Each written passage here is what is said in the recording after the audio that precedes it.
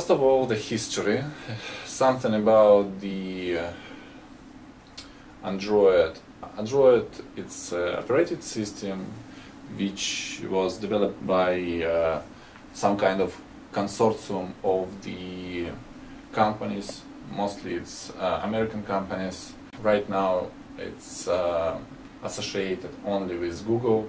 As you see on this slide, it's pretty much companies, I think maybe about 30, maybe more. The main goal to create this operating system is to create the universal software environment for wide set of the hardware devices which were used or developed by all these companies. And it was made, the first version of the Android was 1.6, and it was developed mainly for the handsets. Right now it's used for the tablet computers, netbooks and other devices. So today I will describe you how to test only handsets. Maybe next time I'll describe how to test tablet computers. Design of Android operating system based on the Linux kernel. Its historical decision was made by Google, and right now it's separate kernel from the original Linux kernel, and it doesn't have native X window interface like in Linux, and in some cases this decision creates difficulties with porting applications developed for the Linux platform to the Android platform. Basically everything that you need to know that originally Android kernel of operating system based on the Linux kernel, nothing else. About architecture. The architecture consists from several parts. The main part is Linux kernel, as you see it in the bottom on the screen. It's some set of the display drivers, camera drivers, flash memory, and so on. We also have Android runtime. Runtime is some kind of core and virtual machine which allow us to execute developed programs on Android operating system. Some set of libraries, application framework, and common applications such as contacts, phone, browser, photo camera, and so on, so on. A few words about architecture. So, basically on every Android device we have an instance of the database. It's SQLite. This is originally this database was developed for rockets in US Navy, and it was so good that was made decision to use this database on the mobile handsets, on mobile devices. SSL, it's protocol for secure data transfer. What else? Audio manager, media framework, media player. This is the common things for every Android handset. Also graphics libraries for data representation, for graphic representation on the screens of the devices. Hardware abstraction libraries, it's like GPS, radio, camera, Bluetooth. Overall, that you have to know about the software architecture of the Android, that this operating system has all necessary models, all necessary functionality to store data, to transfer this data, to represent this data on the screens, to make calls, receive calls, and positioning of the device using GPS services. How could we compare the Android architecture and Linux architecture? As you see on this slide, and as I told you before, there is no native window library, so we are unable to use Windows-like user interface. It doesn't support full set of the Linux libraries, and in this case it's difficult to port Linux application to Android operation system. Mostly Android applications written in Java, but it's also possible to develop on C, and there is no Java virtual machine in the platform. They use Dalvik virtual machine for the execution of the developed files.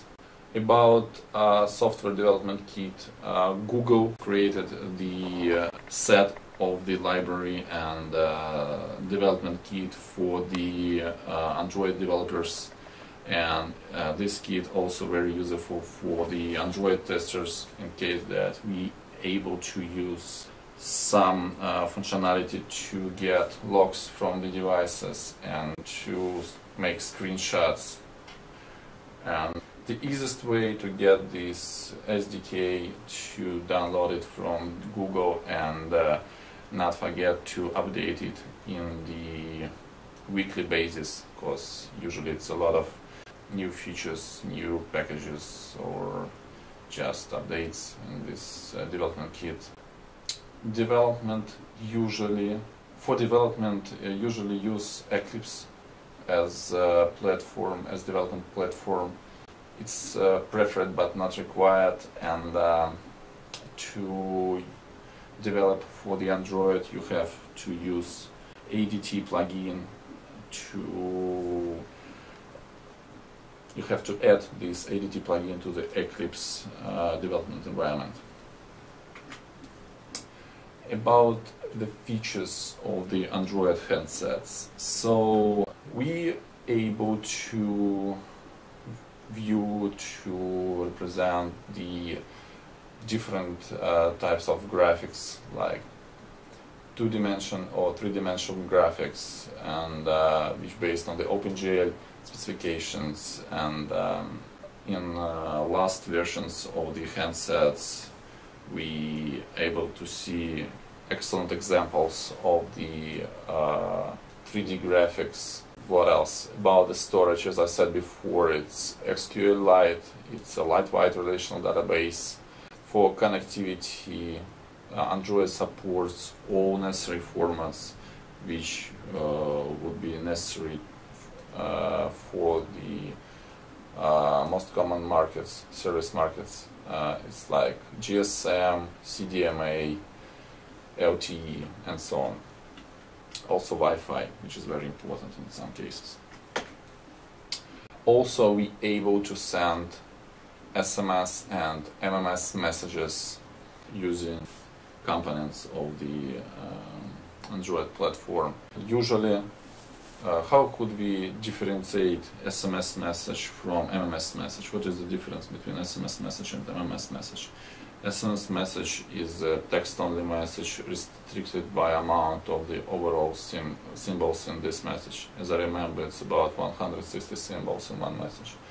After this, it became MMS message. Sometimes long text messages could be named like EMS messages, but I prefer to use MMS message name to name messages with a lot of text, more than 130 or 160 symbols in it. MMS message able to store multimedia content such as pictures, videos, name cards, attached locations for Google Maps, audio files, and of course text and subject fields, and also some messengers would allow you to use multiple recipients, which is very useful when you would like to organize group conversations. Multiple language support. as I know, on the United States market usually support about 3 messages. It's English, Spanish, sometimes Chinese, but on the latest versions of the Android handset we also could meet Korean language, French, what else? Web browser.